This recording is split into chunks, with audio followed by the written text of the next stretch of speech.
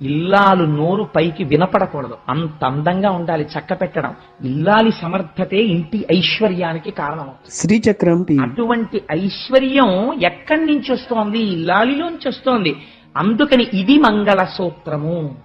ఇలా వినబడేటట్టు మా ఇల్లు ఉండుగాక. ఇంట్లో అరుపులు కేకలు, లేచిన దగ్గర నుంచి దెబ్బలాట్లు కేకలు, పిల్లలు తండ్రి మీద, తండ్రి పిల్లల మీద, వాడు ఈ ఛానల్ పెడతాడని వీడు ఈ ఛానల్ పెడతాడని రిమోట్ కంట్రోల్ విసిరేసి, ఈయన కాఫీ విసిరేసి, ఆవిడేమో స్టవ్ ఆర్పేసి పని పిల్ల మీద కేకలేసేసి, పని వాళ్ళు యజమాని మీద కేకలేసేసి, శ్రీచక్రం టీవీ.